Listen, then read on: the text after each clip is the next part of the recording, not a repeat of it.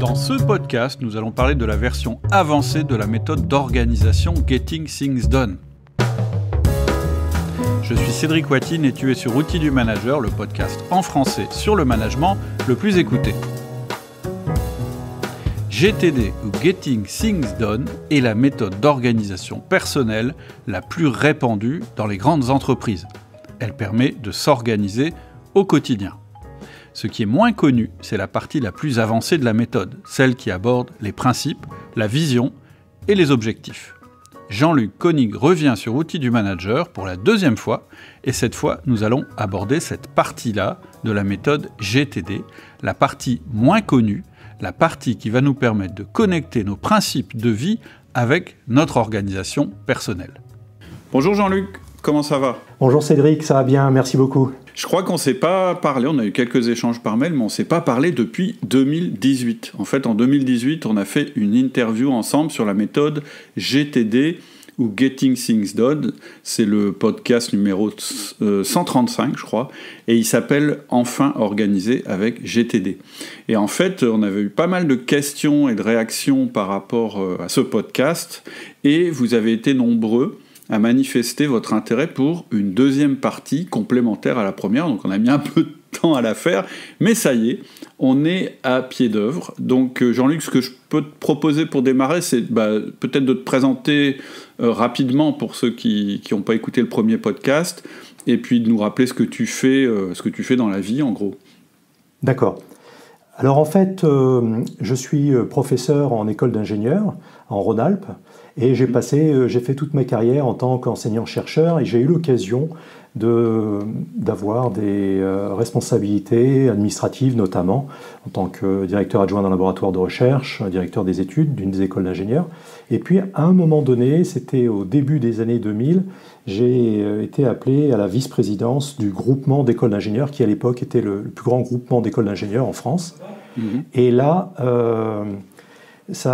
les choses ont tourné de manière un peu bizarre pour moi, c'est-à-dire que j'avais toujours été plutôt quelqu'un d'efficace, d'organisé, qui savait répondre aux demandes, et du jour au lendemain, j'ai été confronté à des projets qui ont dépassé ce que j'étais capable de faire.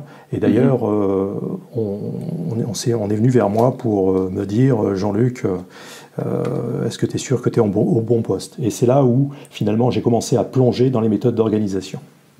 D'accord, ok. Ouais, tu t'es senti submergé, en fait, et puis on t'a fait comprendre que ça ne pourrait pas continuer longtemps comme ça. Alors heureusement, l'histoire s'est quand même bien terminée, c'est que j'ai regardé ce qui se faisait à l'époque. Évidemment, je suis tombé sur la méthode de David Allen. J'ai lu le livre, et puis j'ai été tellement emballé que j'ai commencé à partager autour de moi. Et c'est là où je me suis dit, après mon mandat de vice-président, il y a quelque chose à faire. Et j'ai pris directement contact avec David Allen à l'époque. J'ai un de mes associés actuels qui avait fait la même démarche de son côté. On s'est retrouvés un peu fortuitement, en tous les cas sur Internet d'abord, et puis on a dit, au début des années 2010, si on démarrait une activité.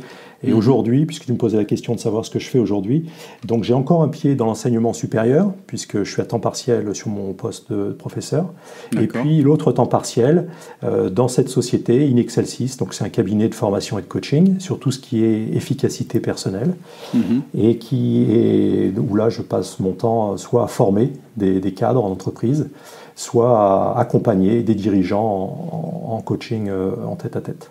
D'accord, sur le sujet de l'organisation personnelle, en fait. Exactement.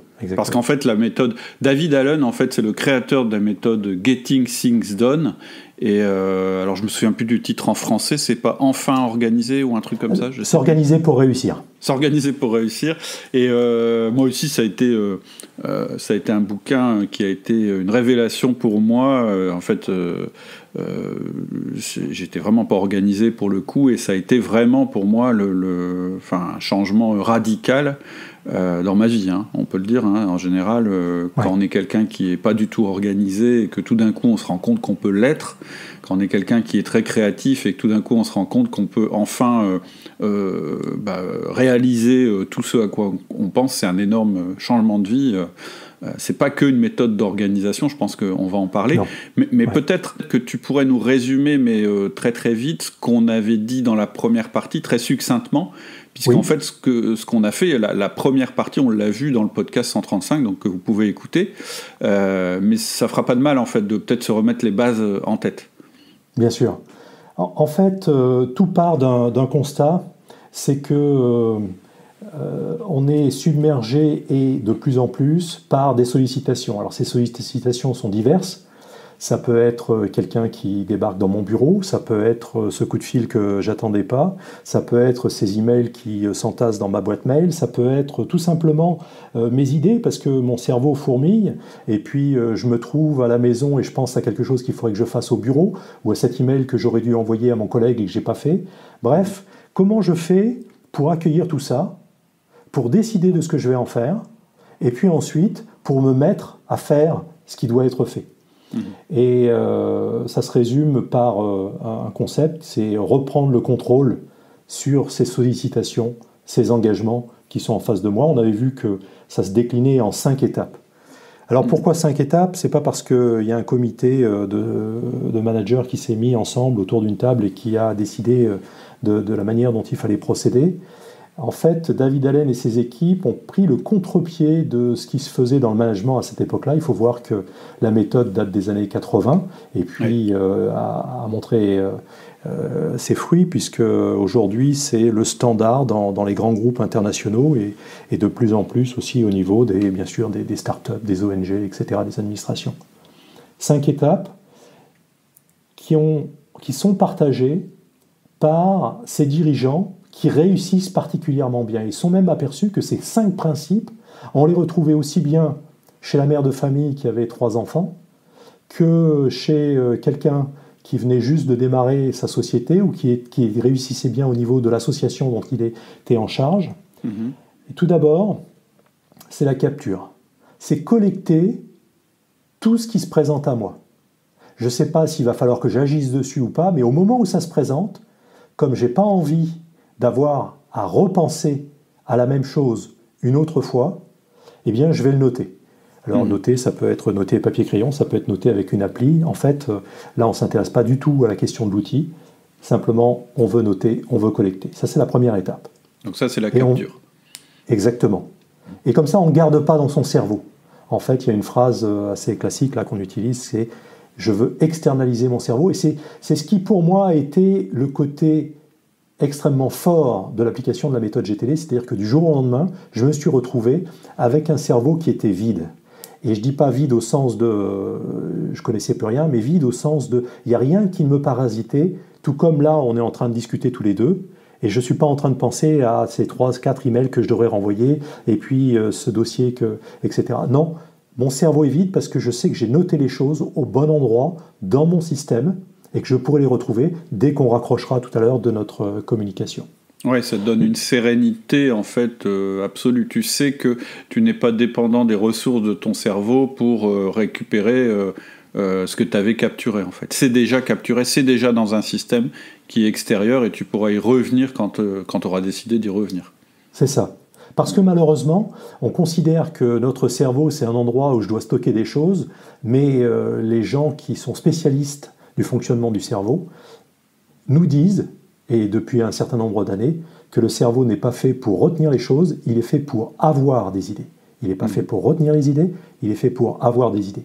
Et donc on a vraiment besoin de libérer cette énergie créatrice, et ça peut se faire que si je ne suis pas encombré par d'autres choses. Donc première étape, la capture. La deuxième étape, c'est l'étape de clarification. C'est-à-dire que j'ai noté un certain nombre de choses, et puis là j'ai des papiers devant moi qui sont dans ma banette, de choses que j'ai capturées soit ce matin, soit hier soir, et que pour l'instant je n'ai pas encore clarifiées. Et il va falloir que je fasse passer ces choses-là, que j'ai notées un peu à la va-vite, par un processus qui va me conduire à une décision, un processus de question. Mais qu'est-ce que c'est? De quoi est-ce qu'il en retourne? Est-ce qu'il y a quelque chose à faire? Dans ce cas-là, quelle est ma toute première action? Et puis, quel est in fine le projet que je vise? Donc là, je vais très rapidement, on ne va pas rentrer dans le détail, mais on voit bien qu'il s'agit de décider. Ça ne veut pas dire que quand je prends une de ces notes que j'ai capturées, je m'engage à faire. Ça veut juste dire que je décide de ce qu'il faudrait faire. Et puis après, c'est une autre chose que de déléguer ça, que de le faire moi rapidement, peut-être que je vais le mettre en sommeil pour le laisser maturer, peut-être au contraire que je vais décider de ne rien faire, mais en tous les cas, cette étape de clarification, c'est l'étape de décision. Ensuite, là, on est à la troisième étape, c'est l'étape d'organisation, évidemment, quand j'ai décidé de ce que je vais faire, quand je suis arrivé jusqu'à la toute première action physique, tangible, qu'il faudra engager, eh bien, je vais mettre cette action-là dans mon système au bon endroit, pour pouvoir le retrouver sans effort mental, encore une fois. Je veux pouvoir me tourner vers mon système, retrouver ce que j'ai à faire là dans l'instant, parce que j'ai juste peut-être 3/4 d'heure devant moi avant de passer au rendez-vous suivant. Qu'est-ce que je vais faire? Et donc je retrouve ma liste. Et donc là, c'est un système qui est basé sur la notion de liste de contexte. Ouais. Et donc c'est très différent de l'endroit où tu as capturé les choses. Là, on est dans une autre étape. Tout à fait. Exactement. Tu peux tout aussi bien, et moi ça m'arrive la plupart du temps, capturer sous forme papier-crayon, et puis tu vas organiser, tu vas stocker les actions à faire, peut-être avec ton appli iPhone, peut-être sur ton ordinateur, peut-être ailleurs, dans un carnet, voilà, ça peut être différent. Ça, c'était la troisième étape.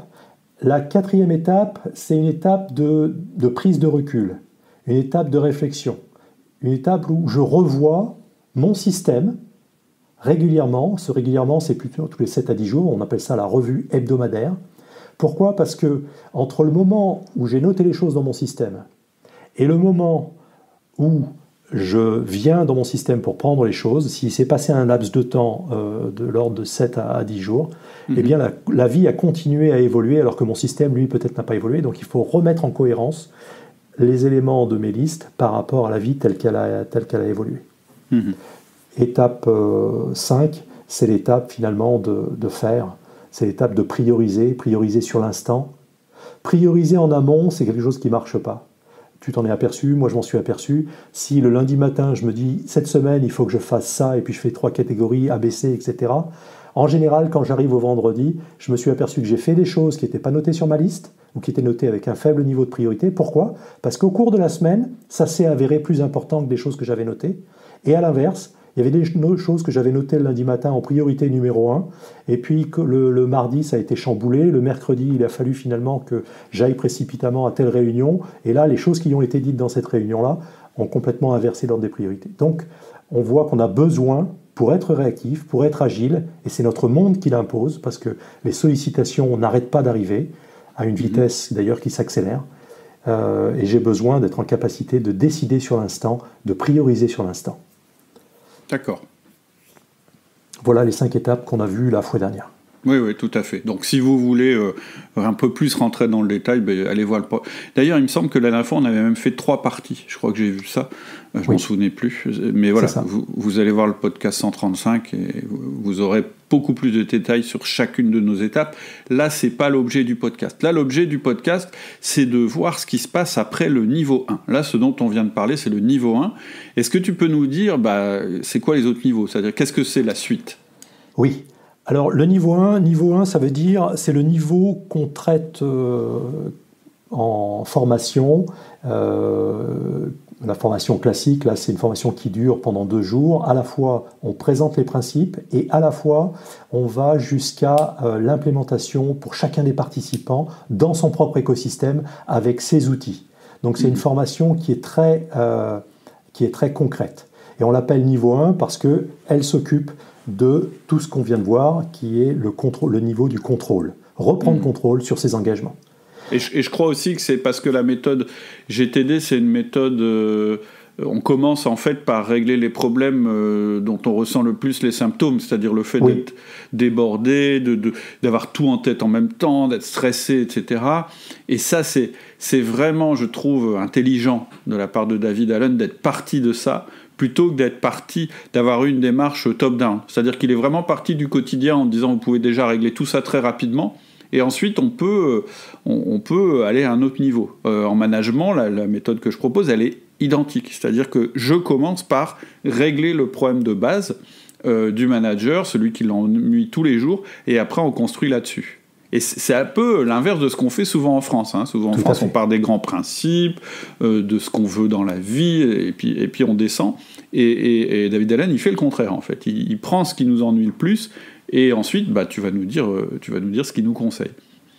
Tu as tout à fait raison, Cédric. Si j'ai un problème, parce que je suis parti de chez moi un peu précipitamment ce matin, et j'ai vu que la porte du garage ne se fermait pas correctement. Et qu'en plus... j'ai reçu un email que je viens juste de lire et qui me dit que la réunion a été déplacée, et ça m'embête parce que ça va repousser l'échéance du projet, etc. Et que je rentre dans une réunion avec mon N+1 et qu'on doit parler de stratégie, il est fort vraisemblable que dans ma tête, il y a des choses qui se télescopent. Parce que je vais penser à cet email, je vais penser peut-être à mon problème à la maison du portail, etc. Si par contre, je sais que j'ai décidé sur ces choses-là, ce qui doit être fait, et que c'est correctement placé dans mon système, je peux rentrer dans cette réunion de stratégie, être pleinement présent pour ce que je dois faire, et puis après, je retrouverai ce soir, en rentrant à la maison, tous les éléments dans mon système si je veux m'attaquer à la question du portail ou d'autres choses. Et donc tu as raison, en général, le choix qui est fait, notamment avec l'approche francophone, c'est de se projeter à horizon de quelques années, tu veux aller où? Et puis après, décliner à l'envers. Là, ici, on fait l'inverse. Alors, David Allen parle d'horizon d'attention. Les horizons sont au nombre de 6. Ce que j'ai décrit pour les aspects contrôle, les 5 étapes, la capture, la clarification, l'organisation, la revue hebdomadaire et puis l'engagement, ça, c'est finalement le terrain, au jour le jour. C'est les sollicitations, c'est comment traiter des premières actions, comment traiter de son calendrier. C'est ce qu'on appelle l'horizon 0. Et je vais présenter, je vais prendre les choses peut-être à l'envers pour raccrocher avec des choses qui parlent à nos auditeurs. L'horizon le plus élevé, l'horizon 5, c'est ce qu'on va appeler la raison d'être et les principes. Comment est-ce que je fonctionne? Qu'est-ce qui m'anime dans la vie? Qu'est-ce qui me plaît? Comment est-ce que je réagis par rapport aux autres, etc. En fait, c'est mettre peut-être le zoom sur la manière dont je fonctionne. Et ça, pour toi comme pour moi, on sait assez bien ce qui nous anime. Ça vaut le coup de prendre un peu de temps, parce que c'est pas immédiat. Si on interroge quelqu'un dans la rue, il n'est pas tout de suite capable de me dire les choses, mais ma priorité, peut-être qu'au niveau familial, c'est que quand même, que ça se passe bien avec mes enfants, etc. Et une fois que ces enjeux de survie ne sont pas menacés, je souhaite m'épanouir au quotidien. Et donc ça, c'est l'enjeu de la raison d'être. Pour concrétiser ça, il y a l'horizon 4 qui est juste en dessous. L'horizon 4, finalement, c'est la vision. Où est-ce que je me vois dans quelques temps, dans quelques années? Qu'est-ce que je vise à long terme? La vision, c'est plutôt sur le long terme. C'est ce vers quoi je tends, en fait. Oui. Et ça, c'est très intéressant, cet exercice, qu'on peut faire, d'ailleurs, on y reviendra peut-être, suivant là où la discussion va nous amener, mais cet exercice peut être fait pour moi, en tant que personne, mais aussi, dans le contexte de mon travail, ça peut être fait pour mon service, mon département, pour ma société. Et donc nous, je sais qu'au niveau d'Inexcelsis, on a fait ce travail à la fois pour nous-mêmes, bien sûr, mais on a fait ce travail au niveau de la société. Quelle est la raison d'être de la société, et puis quelle est la vision? Donc raison d'être au niveau horizon 5, et puis la vision horizon 4. Et ce à quoi on aboutit, c'est que finalement, il va y avoir une distance. On va aboutir à une distance entre là où je suis, à l'instant où je te parle, et puis là où je souhaiterais être. Parce que quand j'exprime ma vision, c'est là où je souhaiterais être. Et cette distance, comment est-ce que je vais faire pour la franchir? Eh bien, la réponse à ça, c'est l'horizon 3. C'est les objectifs. Quels sont les objectifs que je vais mettre en place à un horizon plus court pour, alors sinon atteindre, du moins me diriger vers cette vision que je viens juste de matérialiser. Est-ce que ce ne sont pas un petit peu les étapes, on pourrait dire? Alors oui, ça peut être les étapes, Sauf qu'il n'y a pas forcément de séquentialité entre mes objectifs. Les objectifs, c'est l'horizon 3, c'est un horizon qui est peut-être plus court. Peut-être que je me dis que si je veux être, je reprends l'exemple de tout à l'heure, par rapport à la parentalité ou la famille, etc. Si je veux être un meilleur papa, d'autant que j'ai les enfants qui vont être en âge de partir aux études, peut-être, et puis l'autre va être en âge, va être ado, peut-être que ça vaudrait le coup que je m'améliore sur certains aspects de tout simplement communication, ou être en capacité d'entendre la remarque de l'autre, parce que je réagis un petit peu nerveusement, etc. J'aimerais bien être un papa un peu plus cool. Et donc ça, c'est pas un objectif, on le voit, qui peut être atteint en 3 semaines, mais c'est quelque chose où je peux me dire, sur l'année qui vient, sur les 2 ans qui viennent, d'autant que j'ai quelqu'un qui m'a recommandé un bon bouquin, d'autant que j'ai quelqu'un qui a regardé ces questions-là avant moi. Voilà, je me donne un certain nombre d'objectifs. Mais ces objectifs, on voit qu'ils sont disparates au sens où ils vont concerner des sphères différentes. On vient de l'évoquer, il y a la sphère de la famille, il y a la sphère du travail, et même dans la sphère du travail, on voit qu'il y a des enjeux parce que je suis en responsabilité RH, et puis aussi j'ai un aspect budget, les finances pour mon service, etc. Donc quels sont finalement mes domaines de responsabilité? Et ça, c'est plutôt l'horizon 2. L'horizon 2, c'est les domaines de responsabilité qui peuvent être sur le plan personnel. Alors on ne va pas appeler ça des domaines de responsabilité, mais on va appeler ça peut-être des domaines d'intérêt ou des domaines d'attention. Je veux m'occuper de ma santé aussi. Alors pour ma santé, c'est quoi? C'est peut-être faire de l'exercice, c'est peut-être aussi veiller à ce que je mange, ma nutrition. Je suis en charge dans cette association de m'occuper de certains jeunes. Voilà, ça aussi c'est une zone de responsabilité. Voilà. Et donc ces objectifs vont se décliner dans ces zones de responsabilité. Et là, on va pouvoir descendre encore d'un cran sur la notion de projet, et on rejoint les projets au sens de GTD, les projets qu'on avait vus dans le dernier podcast. Parce qu'un projet, c'est quelque chose de tout simple du point de vue de David Allen. C'est quelque chose qui va être atteint en quelques étapes, en plus d'une étape en tous les cas, et puis qui va avoir une durée de vie de quelques semaines à quelques mois. Et pourquoi on dit ça? Parce qu'un projet, lui, il est subdivisé en actions et on retombe sur l'horizon 0, c'est-à-dire mes fameuses actions élémentaires, mes premières actions, parce que ni toi ni moi, on a réussi à résoudre un projet ou à atteindre un projet, atteindre le résultat qu'on s'était fixé pour un projet, sans passer par la première étape. La première étape pour ce podcast, c'est parce qu'on a échangé des emails. Et peut-être la deuxième étape, c'est parce qu'on a échangé aussi par téléphone, etc. Puis à la fin, le podcast sera réalisé. Mais ça, on voit bien que c'est une succession, finalement, de premières étapes qui vont s'enchaîner les unes après les autres. Voilà, je ne sais pas si j'étais un peu long sur ça. Non, c'est vraiment intéressant. En fait, on voit que dans la première partie, c'est ce qu'on disait tout à l'heure, on part de notre quotidien, de ce qui nous assaille, etc. On l'organise et quelque part, on lui donne une existence papier. Ou plutôt, on peut le regarder, du coup, parce qu'on l'a classé, on l'a sorti de son état et on l'a transformé en quelque chose d'activable. Ça, c'est le niveau 0, en fait, dont tu parlais. Et ensuite, il part de tout en haut et il décline en revenant à ce niveau 0. Et je suppose que dans notre quotidien, du coup, le fait d'avoir fait ce travail sur les 5 horizons, ou c'est comme ça qu'on les appelle, c'est les 5 horizons? Oui. Sur le travail des 5 horizons, ça va nous permettre aussi de prioriser pendant notre journée. C'est-à-dire de se dire, ça, comme je peux le rattacher à ce projet qui fait partie de mon niveau 1, c'est peut-être quelque chose que je dois faire plutôt qu'une autre chose qui n'est rattachée à aucun projet. C'est tout à fait vrai ce que tu dis.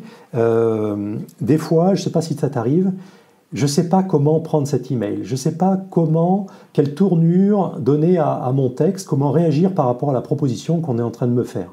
Et j'ai besoin de maturer les choses. Qu'est-ce qui se passe dans ce process de maturation? Finalement, toi et moi, on va remonter dans ces horizons et on va se dire, mais il me demande de faire ça ou il me sollicite sur ça, mais finalement, est-ce que ça m'incombe? Est-ce que ça fait partie de ma fiche de poste, mes domaines de responsabilité? Et puis si là, j'arrive pas à trouver de réponse, je vais encore monter d'un cran. Honnêtement, est-ce que ça fait partie de mes objectifs? Est-ce que ça m'intéresse, ça, de m'engager dans ce qui m'est proposé dans cet email? Et si j'ai encore du mal, peut-être je peux monter encore d'un cran et je vais à l'horizon de la vision. Sur le long terme, est-ce que je me verrais bien travailler dans ce domaine-là ou, tu vois. Et puis même à l'inverse, là je vais remonter complètement au niveau le plus haut, la raison d'être et mes principes. Parce que ce qu'on me demande dans cet email, finalement, c'est pas tout à fait en cohérence avec mes principes. On me demande de faire quelque chose, je suis pas à l'aise, ça me semble un peu tordu, je préfère dire non. Et tu vois, en remontant dans ces horizons successifs, tu es en capacité, finalement, de maturer, et ça va, quand tu vas redescendre au niveau de l'écriture de ton email, finalement, tu vas avoir les idées claires. Ça te donne la capacité de dire non. En fait, c'est ça, hein, c'est une des questions qu'il faut se poser en permanence quand on est dans notre quotidien, c'est surtout quand on est un manager, surtout quand on est un peu moi je dis souvent entre le marteau et l'enclume, c'est pas une belle image, mais entre les sollicitations de notre direction et les sollicitations de nos collaborateurs ou de nos clients, etc. Et c'est la capacité à dire oui ou à non à dire oui ou de dire non qui va déterminer notre efficacité. Parce que si on fait quelque chose à un instant T, on ne fait pas autre chose. C'est-à-dire que toutes les tâches que vous allez accepter maintenant, ce sera au détriment d'autres tâches que vous ne pourrez pas faire à ce moment-là. Et donc, avoir un outil comme ça, très pragmatique, qui permet de dire bah là je dis non, et de pouvoir le justifier, ça aide vraiment à prendre cette décision, en fait, de faire ou de pas faire. Oui. Et puis, ouais. Vas-y. Il y a un autre élément, mais je veux pas couper le fil de ta démonstration, mais il y a un autre élément dont je me rends compte là en t'écoutant, c'est que consciemment ou pas, quand j'ai créé la formation management par objectif, en fait, c'est quasiment la démarche que j'ai faite sans m'en rendre compte, c'est-à-dire que autant sur la partie organisation personnelle, je vais plutôt parler du niveau 0, c'est-à-dire comment vous faites pour sortir la tête de l'eau au quotidien et ensuite remonter vers quelque chose de plus organisé. Autant quand je parle du management par objectif, c'est-à-dire la manière pour aligner les objectifs et les actions des personnes dans une entreprise, j'ai plutôt la démarche que tu as décrite. C'est-à-dire que je pars de l'état actuel de l'entreprise et de la vision qu'elle a, en ayant d'abord pris ses principes. Ensuite, on détermine les objectifs. Ensuite, on sélectionne ces objectifs. Et ensuite, on arrive justement au mode projet. Et ensuite, on décline le mode projet à chaque personne. Il y a vraiment un parallèle là qui est facile à faire entre une entreprise et une personne qui doit s'organiser. D'ailleurs, c'est ce que je rencontre assez souvent en coaching. Donc j'accompagne des dirigeants d'entreprise sur ces questions-là.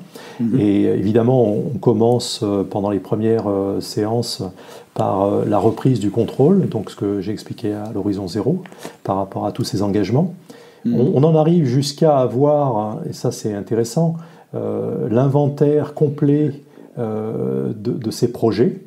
Pourquoi ? Parce qu'il n'y a que au moment où j'ai cet inventaire complet que je suis en capacité d'accueillir de nouveaux projets ou de mettre des choses en sommeil.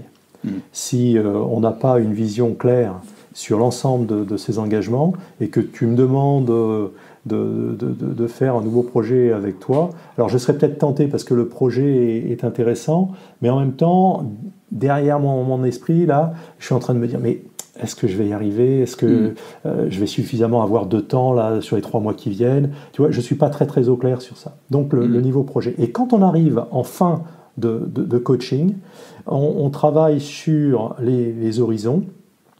Et très souvent, cette partie-là, c'est un peu quelque chose qui donne de l'espace, qui donne un regard neuf à ce dirigeant. Parce qu'on travaille sur ses responsabilités, qu'est-ce qu'il est censé faire dans sa boîte, au niveau où il se trouve, et à l'aide de mind map, là, de carte mentale, on identifie les différentes sphères et on rattache ces projets à ces sphères-là. Et ça le conduit inéluctablement soit à dire, tiens, il y a cette sphère-là où je n'ai pas de projet qui est actif, est-ce que c'est vraiment une responsabilité que j'ai ? Et oui, au poste où il est dans sa société, il est censé s'occuper de cet aspect-là, mais quand il s'aperçoit qu'il n'y a pas de projet, ça le questionne, il se dit il va falloir lancer des choses, peut-être mettre des équipes dessus, etc. Ou à l'inverse, s'apercevoir qu'il a trop de projets dans une certaine sphère, et à ce moment-là, de réduire la voilure. Et ce qui est marrant, enfin je ne sais pas si c'est toi aussi ton expérience, c'est que très souvent, moi, il y a un exercice que je faisais systématiquement quand je faisais ce genre de choses en coaching dans les entreprises, c'est que je disais, bon, on va regarder un petit peu vos objectifs ou ce qu'on attend de vous. En gros, ça dépend du niveau de la personne que je coachais, mais ça peut être la fiche de mission ou ça peut être les objectifs en général, etc., etc. C'est-à-dire quand je demandais à la personne, en fait, c'est quoi vos responsabilités dans l'entreprise? Qu'est-ce que vous êtes censé faire dans l'entreprise, etc., etc. Et la personne m'explique, donc on notait ça d'un côté. Et ensuite, on prenait son agenda. Et on regardait les 3 derniers, les derniers mois, et on comparait en fait l'agenda avec la liste qu'il m'avait fait juste avant. Et souvent, il y avait une énorme divergence. C'est-à-dire qu'entre ce qu'il était censé faire ou qu'elle était censée faire, et entre la réalité, il y avait quasiment, en général, c'était 20%. C'est-à-dire que 20% de l'agenda correspondait à ce que la personne pensait qu'elle était censée faire. Et elle avait... Tant qu'on n'a pas fait cet exercice-là, on ne s'en rend pas compte. Tant qu'on n'a pas fait cet exercice-là, en fait, on a un malaise, on ne comprend pas. On se dit, c'est bizarre, j'y arrive pas, j'ai l'esprit confus, c'est chaotique, j'ai l'impression que je vais nulle part, etc. Et rien que faire cet exercice, et chacun peut le faire, c'est assez révélateur. Toi, le processus, pour comprendre comment ça s'articule, parce que là où... C'est-à-dire quelqu'un qui voudrait se mettre à la méthode GTD, la première partie, on a compris, il faut comprendre comment ça marche, il faut s'y mettre, etc. Là où c'est un peu plus... moins clair pour moi, c'est la deuxième partie, ce qu'on vient d'évoquer, c'est-à-dire avec les 5 horizons. Comment ça se construit, en fait? C'est quelque chose qu'il faut faire tout le temps, c'est quelque chose qu'il faut faire à un moment, et puis une fois que c'est fait, c'est réglé, c'est quelle fréquence? En fait, comment on met en action, en fait, cette partie-là? C'est une bonne remarque. Alors, je vais te répondre à 2 niveaux. Tout d'abord au plan personnel, en tant qu'individu, et puis ensuite au plan de l'entreprise, puisque je pense que ça intéresse aussi, les 2 aspects intéressent les auditeurs. Bien sûr. Au plan personnel, c'est quelque chose, en fait, plus tu vas monter dans les horizons, plus c'est quelque chose que tu vas espacer. C'est-à-dire que ton calendrier, horizon 0, ton calendrier, tu le regardes tous les jours et même plusieurs fois par jour. Et puis après, tu as une liste de projets. Et cette liste de projets, tu vas la regarder une fois par jour, tu vas la regarder plusieurs fois par semaine. Et ça, c'est classique pour voir si les choses avancent, en particulier le projet. Je reviens sur l'étape 4 de tout à l'heure. Tu vas la regarder, cette liste de projets, attentivement, dans ta revue hebdomadaire. D'accord. Et puis, on passe à l'horizon... Alors là, les projets, c'est l'horizon 1. On passe à l'horizon 2. Excuse-moi, j'ai juste une question sur les projets. En fait, quand tu dis tu regardes, qu'est-ce que ça veut dire? Tu regardes ou tu regardes et tu changes et tu fais évoluer? Oui, c'est ça. D'accord. C'est ça. Alors, on en avait un peu parlé, je peux revenir? Oui, exactement. Cette revue hebdomadaire, c'est je vais scanner l'ensemble de mes projets. Je vais vérifier que pour l'ensemble de mes projets, j'ai bien une première action qui est identifiée. Un projet qui n'a pas de première action, c'est un projet qui végète. Alors à ce moment-là, il n'est pas dans la liste des projets, il est dans la liste soit des choses que tu veux mettre justement en attente, tu mets de côté, soit s'il n'a pas d'action et qu'il devrait en avoir une, à ce moment-là, tu en définis une au moment de ta revue. Et peut-être qu'il y a aussi un travail de rafraîchissement à faire. Tiens, il y a le projet A, j'avais mis la première action, c'était d'appeler un tel, mais finalement non, les choses ont changé, il va falloir plutôt que je travaille sur la définition de l'ordre du jour de la prochaine réunion. Une fois que j'aurai ça, je l'appellerai, mais pas avant. D'accord. Voilà. Donc ça, c'est les projets Horizon 1. L'Horizon 2, ce qu'on appelle les domaines de responsabilité, il est bien d'y revenir périodiquement, mais là, je dirais peut-être à une fréquence soit tous les trimestres, soit tous les semestres. Parce que c'est quelque chose où tu vas... tu l'as bien compris, tous ces horizons, même si je ne l'ai pas mentionné, c'est quelque chose qui nous pousse à de l'alignement. Bien sûr. Il est sûr que je vais pas avoir des projets qui vont dans une certaine direction, et puis des objectifs dans une autre direction, et ma vision, elle serait dans une autre direction encore, et ça, c'est à 90 degrés par rapport à mes principes et ma raison d'être. Non, j'ai envie, si je veux me faire plaisir, et si je veux être efficace, et si je veux être performant dans ce que je suis censé faire, que ce soit dans le domaine du travail ou dans le domaine de la vie personnelle, il faut que ça se soit aligné. Et je serai la meilleure version de moi-même lorsque j'aurai justement cet alignement. Bien sûr. Tes ressources seront consacrées à ça et c'est encore une fois la capacité à prioriser en fait. Oui, c'est ça. Et puis je serai cohérent en tant que personne et je serai cohérent et puis je me ferai plaisir tout simplement. Le nombre de fois où on a été obligé pendant un certain temps, quelques 6 mois, 1 an ou plus, de travailler sur des choses qui n'étaient pas vraiment dans notre axe. D'ailleurs, c'est intéressant parce qu'il y a pas mal de gens qui, aujourd'hui, sont interviewés et que j'ai entendu soit dans d'autres podcasts, soit sur Internet, etc. Et qui disent, ben voilà, j'ai été formé en tant qu'ingénieur, mais moi, ce qui me plaisait, c'était pas du tout ça. C'était les aspects peut-être management ou les aspects sociaux. Et puis, finalement, ils donnent leur lettre de démission alors qu'ils ont des très, très bons postes. Et même des gens qui sont jeunes qui font ça. Ben on voit bien qu'il n'y a pas du tout un alignement par rapport à qui ils sont, entre ce qui ils sont, à quoi ils aspirent, et puis ce qu'ils font dans le quotidien ou les responsabilités qu'on leur a confiées. Puis je pense qu'on a différents moments dans notre vie. C'est-à-dire que, comme tu le dis, le niveau 2, c'est les domaines de responsabilité, et on va faire des choix. C'est-à-dire qu'on ne peut pas avancer sur tous les domaines en même temps.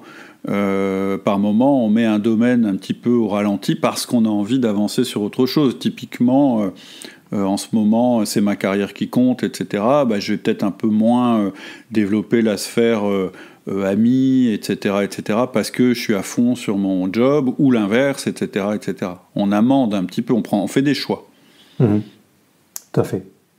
Alors, je remonte au-dessus des domaines de responsabilité et on a les objectifs. Et moi, je sais que j'ai une liste, bien sûr, qui s'appelle H3, Horizon 3, où j'ai mis mes objectifs. Et ça, cette liste-là, je la revois tous les ans. En général, je fais ça, j'aime bien faire ça dans la période de Noël, parce que si tu veux, il y a la bascule année civile, bien que l'année civile ne me parle pas trop, puisque je travaille plutôt en année académique. Ouais. Mais en tous les cas, c'est une période de l'année un peu particulière. Je suis chez moi, je peux prendre du temps, je suis plutôt au calme, et puis je réfléchis sur ma vie. Et d'ailleurs, j'encourage aussi les auditeurs, parce que je l'ai fait pendant pas mal d'années avec ma famille, donc j'ai 2 enfants, et on faisait ça en famille. À un moment donné, on appelait ça un conseil de famille. Et puis la parole était ouverte, et puis on disait, mais qu'est-ce qui vous ferait plaisir dans cette année ? Il y a une nouvelle année qui commence, quelles sont vos idées ? Alors évidemment, on n'était pas dans la censure dans un premier temps. Après, il fallait être réaliste parce qu'on voit bien que ces objectifs, ils vont se décliner en projets, etc. Et notamment, ça donnait lieu à... Tu vois, quand tu as les enfants qui grandissent, alors au début, tu ne leur demandes pas ton avis que des vacances que tu vas faire l'été suivant. Mais après, quand ils sont ados, si toi, tu vas à un endroit et puis qu'eux trouvent ça ringard, tu es un peu en tension, quoi. Et donc, tu construis ou tu co-construis avec eux les choses. Et là, ça se matérialise, ça s'identifie dans cette partie H3. Les objectifs. Puis c'est un peu le moment des bonnes résolutions aussi. Exactement. Donc c'est bientôt là, tu vas bientôt pouvoir... Voilà, oui. Et la vision... D'ailleurs, je ne le dis pas pour rien, c'est bientôt. C'est que la vertu, c'est effectivement que régulièrement tu remettes ça sur le tapis, mais la vertu, c'est aussi que tu ne le remettes pas en permanence sur le tapis. Moi, je vois ça souvent. Moi, je parle plus du management par objectif. Quand on remet en permanence nos objectifs en question parce qu'on a un obstacle, c'est pas bon.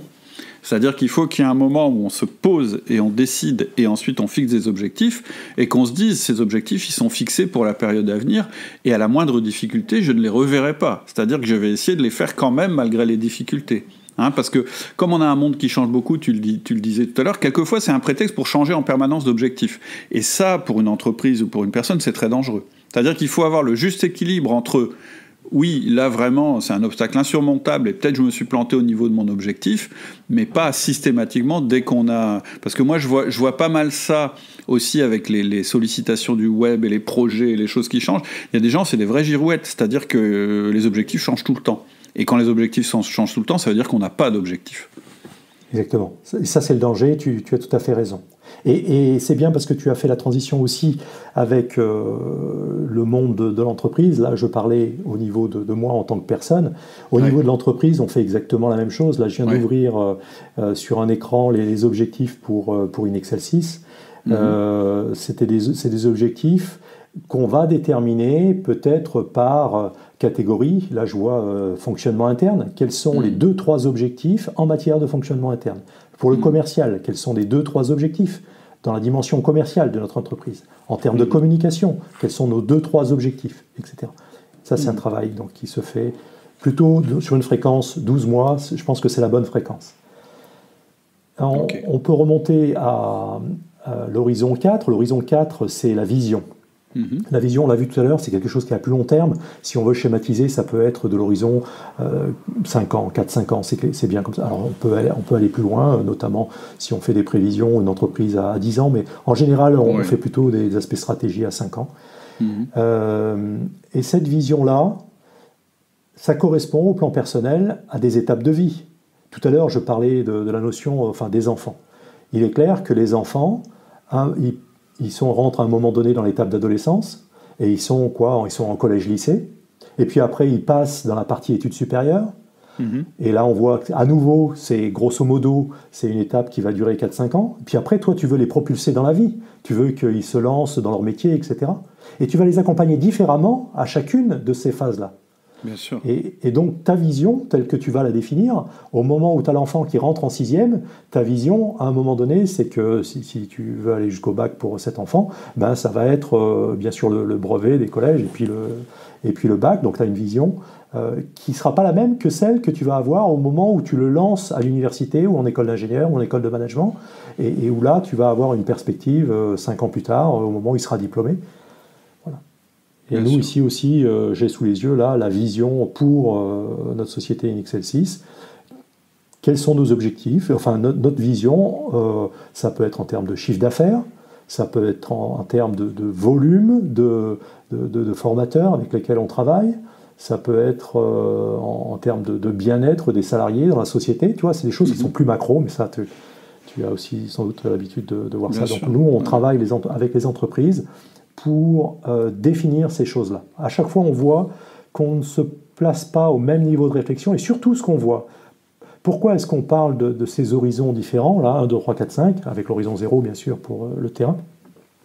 Encore une fois, ce n'est pas parce qu'on les a inventés, c'est parce que toi et moi, on fonctionne comme ça. Et les entreprises aussi fonctionnent comme ça. On voit que ça correspond à une réalité de vie. La notion de vision à 5 ans, que je viens de décrire en termes personnels, ou la vision d'objectif qui est plutôt 12-24 mois, etc., c'est des choses qui sont inhérentes à notre pratique, soit en entreprise, soit en tant qu'individu. Bien sûr. Et puis, le dernier niveau, l'horizon 5, la raison d'être. Finalement, quelle est la raison d'être? Alors, j'en ai décliné une pour moi, un horizon H5 pour moi, avec un certain nombre de choses. C'est des choses qui sont inamovibles, c'est des choses qui sont caractéristiques, c'est des choses qui, si je transigeais sur ça, feraient que je serais plus Jean-Luc Koning. Et au niveau de mon entreprise aussi, qu'est-ce que c'est? Donc on a parlé, nous, et finalement tu rejoins la question des valeurs, hein, puisque peut-être que toi tu l'abordes dans tes formations sous l'angle des valeurs aussi, mais nous, ici, pour la raison d'être, c'est quelles sont les choses qui transcendent, qui traversent l'ensemble des choses qu'on fait dans notre entreprise. C'est ton identité, en fait. C'est ce qui fait que tu es différent des autres. Exactement. Alors, j'ai une question, parce que, encore une fois, c'est une question assez concrète. C'est que quand tu revois tes projets, donc quand tu es au niveau 1, que tu revois tes projets, du coup, tu revois tes tâches. Et ma question, c'est ça. C'est-à-dire qu'à chaque fois que tu modifies des choses dans un horizon, par exemple, je vais dire, allez, on va prendre l'horizon 4, ce que tu vas modifier dans l'horizon 4 va modifier l'horizon 3, qui va modifier l'horizon 2, et ainsi de suite, je suppose. C'est comme des dominos. Oui, alors à la fois j'ai envie de répondre oui, et à la fois j'ai envie de dire non. Et je vais commencer par le non. On n'a pas envie à chaque fois qu'on réfléchit au niveau stratégique, tu prenais l'horizon 4 par exemple, l'horizon de la vision, de passer 2 journées et demie enfermées au vert pour tout réaligner si jamais on a bougé quelque chose. C'est ça ma question, exactement. Voilà. Donc on ne va pas être en permanence en train de réajuster.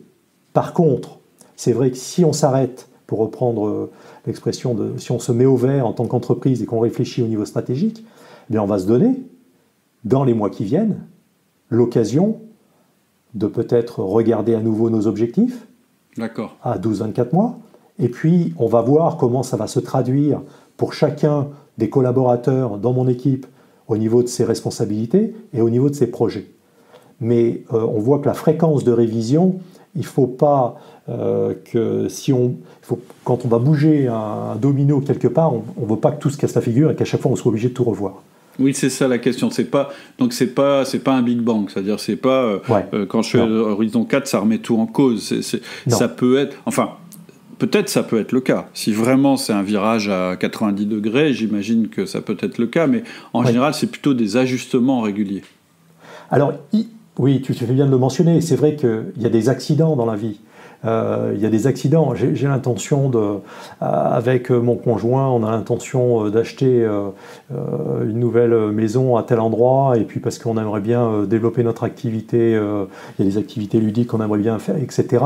Et puis à un moment donné, je sais pas, on se sépare, il y a une maladie grave, et puis évidemment l'aspect objectif et l'aspect vision va être sérieusement remis en cause, et donc les projets derrière, on voit bien. Les projets vont en pâtir. Mais ça, c'est pas tous les matins. Non, c'est clair. Et c'est ça aussi l'avantage de GTD, si tu veux. C'est que comme les choses ont été identifiées, mises au bon endroit, dans les bonnes catégories, au moment où j'ai un pépin dans la vie, je peux facilement remonter en selle. Pourquoi ? Parce que je vais revoir ces objectifs. Certes, il y a celui-là que je suis obligé transitoirement de laisser de côté, mais qu'est-ce qui est important pour moi ? Et puis si au niveau des objectifs, ce n'est pas suffisant, je reprends ma vision. Qu'est-ce qui est important pour moi ? Ah oui, cet item-là, 3 que j'avais identifié là, ça c'est important, et je vais m'accrocher à ça. Parce que voilà, mes parents sont vieillissants et que je vais les perdre peut-être, il y en a un que je vais perdre dans l'année parce qu'il y a un problème de maladie longue durée, etc. Et mon univers, mon monde va s'écrouler, mais en même temps, j'ai besoin de continuer dans les autres sphères. J'ai besoin de continuer en tant que parent, j'ai besoin de continuer, etc. etc. Et ce qui va me permettre de tenir, c'est que comme ça se décline jusqu'aux actions, quand je n'ai pas la capacité de réflexion parce que la vie m'a bousculé, eh bien, si sur mes listes, j'ai les actions que je dois engager pour faire avancer un certain nombre de projets qui, de toute façon, doivent avancer, eh bien voilà, je peux rentrer dedans. Tout à fait, je comprends. Le Covid, d'ailleurs, a été une occasion pour tout le monde de réajuster ses priorités au niveau le plus haut. On ne s'en est pas aperçu si on ne fait pas ce travail-là, mais nous, en GTD, ça nous a parlé immédiatement. Oui. C'est-à-dire que, par exemple, tes objectifs sur l'année de chiffre d'affaires, que tu le veuilles ou non, toi, les gens qui sont à côté de toi, moi, etc., eh bien, on a révisé cet objectif-là. Tout à fait. Par exemple, tu peux réviser tes objectifs de chiffre d'affaires, mais pas réviser ta raison d'être, etc. C'est-à-dire que tu peux travailler sur d'autres choses, tu peux probablement plus faire de développement, mais par contre, tu peux travailler sur autre chose qui va te permettre d'être prêt à accélérer ton développement en sortie de crise, par exemple. C'est qu'un exemple, hein, c'est pas possible dans tous les cas. Il y a un autre truc qui est vraiment très très bien, je trouve, dans la méthode GTD, qui est très important, j'avais effleuré le truc, c'est une espèce de prise de recul. Et en fait, d'avoir les choses, à chaque fois, c'est le même principe, qu'on soit dans le quotidien ou qu'on soit dans la stratosphère, au niveau 5, c'est sortir les choses de ta tête pour les mettre sur un support, que ce soit un support écrit, un ordinateur, etc. Et ça, c'est formidable, c'est ce que tu dis. Quand il t'arrive quelque chose, la première chose que tu peux faire, déjà, c'est écrire. Te dire, qu'est-ce qui m'arrive pour pouvoir le regarder, pour pouvoir regarder la chose de l'extérieur, puis être dans la chose, pouvoir la regarder de l'extérieur. Et ensuite, ce que tu peux faire, c'est la comparer à ce que tu as écrit avant. C'est ce que tu disais tout à l'heure, ta raison d'être, tes principes, ta vision, tes objectifs, etc. C'est-à-dire que quelque part, t'es moins pris dans le problème, t'es moins envahi par le problème, tu te positionnes presque comme quelqu'un d'extérieur qui regarderait ce qui est en train de se passer et qui essaierait de réconcilier tout ça. Il y a un grand souci de cohérence, en fait, dans cette méthode. Oui. Tu as raison de le souligner. En fait, la méthode GTD, on parle de productivité, etc. Alors oui, c'est vrai qu'on peut être plus productif, mais ce n'est pas l'enjeu. L'enjeu, ce n'est pas d'en faire plus en 24 heures. L'enjeu, c'est d'avoir la clarté pour regarder ce qui se présente à moi au bon niveau. Et en plus, Si on rend ça conscient, qu'est-ce qui se passe quand on décrit là ensemble ces horizons d'attention? C'est qu'on rend les choses explicites. Et si on les rend explicites, ces choses-là, je suis en capacité de les améliorer. Quand ça devient implicite, c'est-à-dire le Covid arrive et je vais réarranger, réorganiser ma vie, etc. Et on va le faire. De toute façon, n'importe qui va le faire parce qu'il est suffisamment secoué par cette crise pour devoir le faire. Sauf que si tu as rendu les choses explicites, tout de suite tu peux avoir une carte devant toi, alors sous forme d'une mind map ou sous forme d'une liste, peu importe le format, tu as une carte de tes objectifs et tu peux dire, pour les 12 mois qui viennent, je laisse tomber ça, je mets l'accent ici, je prépare la reprise, etc. etc. Et ça t'apporte de la hauteur de vue et de la clarté. Ouais, pour toi, et quand en plus tu as un rôle de manager ou de dirigeant, etc., pour les autres. C'est-à-dire qu'il n'y a rien de pire, je pense, pour pour quelqu'un de se rendre compte que son responsable est paumé et qu'un jour il dit une chose, le lendemain il dit autre chose, etc. Ça permet aussi de présenter une image, je dirais, rassurante, et pas de surface, pas rassurante de surface, en disant juste oui, non mais tout va bien, d'ailleurs c'est pas ce qu'il faut dire, mais dire on a un plan. C'est-à-dire que oui, il se passe ça, mais voilà comment on va essayer de s'en sortir, voilà le plan. Et on fera tout pour faire réussir le plan. C'est important des deux côtés, c'est-à-dire que si vous êtes en cohérence à l'intérieur de vous, vous êtes aussi cohérent pour les autres, plus lisible, etc. Moi, j'ai une des premières qualités d'un manager, c'est la lisibilité. C'est-à-dire que même quand il n'est pas là, ses collaborateurs doivent pouvoir se dire « Ah bah s'il était là, il aurait fait ça ». Et ça permet de donner une espèce de mode d'emploi de soi-même aux autres, ce qui est intéressant aussi. Et puis c'est tellement important pour l'entreprise. Si tu savais le nombre d'entreprises, de CODIR, qui n'ont pas les idées claires sur l'ensemble de ces horizons, c'est presque un peu affolant. Et ce travail-là, alors c'est très intéressant pour nous parce qu'on les accompagne dans ce travail-là, mais ce travail-là est nécessaire. Tu ne peux pas te présenter en CODIR, tu ne peux pas te présenter devant le PDG ou devant ton conseil d'administration si tu n'es pas en capacité de décliner l'ensemble des choses que tu fais selon ces horizons. Alors après, tu peux les appeler différemment, les horizons, peu importe, mais si tu n'as pas les idées claires sur ça. Non, puis en plus, là tu parles du côté vers le haut, mais vers le bas c'est vrai aussi. C'est-à-dire que tu ne peux pas te pointer devant tes collaborateurs si tu n'as pas des idées claires et la marche à suivre, etc. Ça marche des deux côtés en fait. Et c'est pour ça que ce que tu parles, l'alignement sur les horizons, ça c'est l'alignement personnel qu'on doit avoir, mais l'alignement, tu dois aussi l'avoir dans l'entreprise. C'est-à-dire que les différentes parties de l'entreprise doivent être aussi articulées autour de la même vision, autour des mêmes objectifs, etc., avec chacun ses spécificités et ses domaines, mais néanmoins articulés et je dirais, cohérents entre eux. Sinon, les gens ne comprennent même pas pourquoi ils travaillent. Le sens de leur travail n'apparaît pas, puisqu'il est détaché du sens de l'entreprise. Quand tu parles d'articulation, d'ailleurs, dans l'entreprise, entre les services ou au niveau des projets, etc., peut-être ça nous amènera un jour à parler des OKR, des objectifs et des résultats clés. Mais ça sera l'objet d'un autre podcast. Oui, parce que c'est ce que tu me disais en off. Donc, peut-être, si on a fini sur la partie GTD, on peut peut-être ouvrir là-dessus.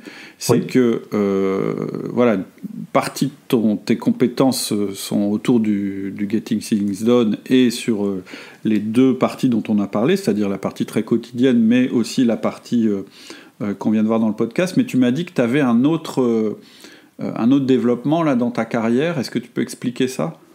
Alors, je ne vais pas en dire beaucoup là parce que je suis dans une phase où je suis en début d'accompagnement d'une entreprise sur ces questions-là. D'accord. Et je voudrais revenir avec des éléments peut-être plus tangibles, plus factuels. Mais en deux mots, pour les auditeurs qui souhaiteraient creuser cette question, les OKR, les objectifs et les résultats clés, ça permet de regarder avec un œil qui est en capacité de mesurer l'atteinte des objectifs. Pas quelque chose qui va être très lourd, au contraire, c'est un processus qui est extrêmement léger.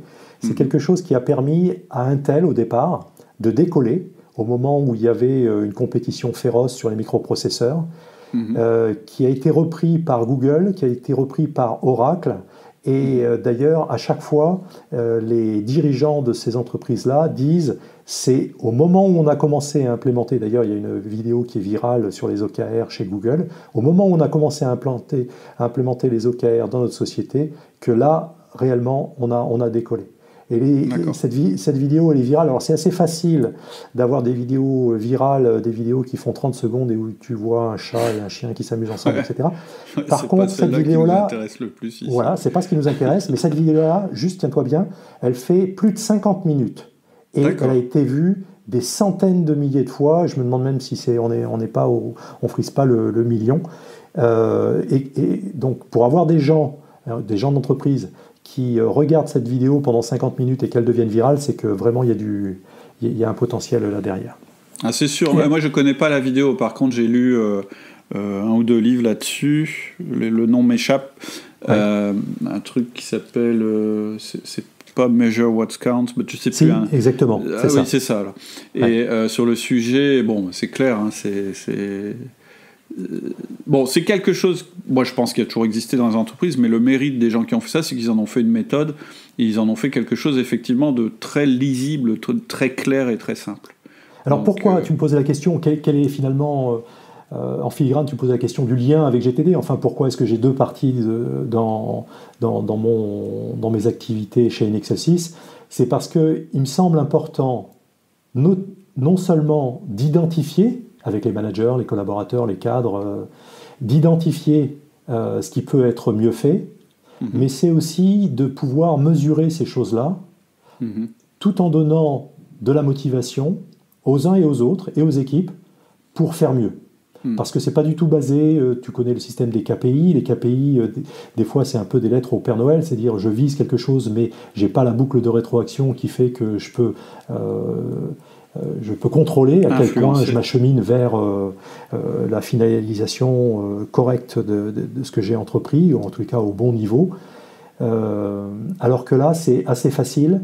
La pression n'est pas du tout sur le collaborateur. C'est quelque chose qui se fait en équipe, même si on peut avoir des OKR pour des individus. Et c'est quelque chose qui, comme ça se co-construit, c'est quelque chose qui met en jeu toute l'entreprise. Et il y a une émulation qui émane là derrière ça, qui est tout à fait formidable. Bon, bah écoute, c'est un excellent teasing que tu viens de nous faire. Eh ben écoute, au plaisir. T'as déjà réservé ta place pour la prochaine fois. Donc, alors, n'attends pas 2 ans, hein, cette fois-ci, on va essayer de faire ça. Non, enfin, je sais pas, c'est peut-être le temps qu'il faut pour l'idée mûrir le truc, mais... L'idée, si tu veux, si on peut se revoir peut-être au printemps ou à la fin du printemps, ce serait bien. Moi, de mon côté, j'aurai toutes les certifications et j'aurais pu accompagner quelques entreprises et donc avoir des exemples. Des anecdotes concret, ou des choses comme ça. Exactement. Ok, super. Et ben écoute, on a un rendez-vous flou qui est pris. On va pas fixer de date maintenant. Voilà. Alors juste pour terminer sur la partie GTD, si ça vous a intéressé, si vous avez envie de poser des questions à Jean-Luc, etc., on a un forum maintenant. Donc en fait, ce qu'on vient de se dire, le podcast, vous pourrez aller l'écouter sur le forum et vous pourrez poser les questions en direct sur le forum. Jean-Luc, je te donnerai aussi l'adresse si tu as envie de réagir. Bien sûr, tout à fait. Aux questions que posent les gens. Pour conclure, peut-être tu peux nous dire comment on peut te contacter, ou bien je remettrai ça peut-être sur le forum. Oui, alors on peut le remettre sur le forum, mais en fait c'est très simple. La société s'appelle InExcel6 et pour y accéder c'est inxl.fr. inxl.fr. inxl.fr, ok. Voilà, ça c'est l'abréviation. On peut me joindre aussi directement par mail avec mon prénom.nom, donc jeanluc.koning, koning, @inxl.fr. Et puis, je suis aussi très présent sur LinkedIn, donc n'hésitez pas à rejoindre mon réseau, et puis c'est avec plaisir que je donne des conseils, que je réponds aux questions. Je ne suis pas du tout avare de ça, donc n'hésitez pas à prendre contact avec moi. Bon, c'est super sympa. En tout cas, je te remercie infiniment de nous avoir consacré quasiment 1 heure, parce que je crois que tu as un planning assez chargé, je crois que tu as un train à prendre. Oui, c'est exact. Tu vas être à l'heure. Ok, ça marche.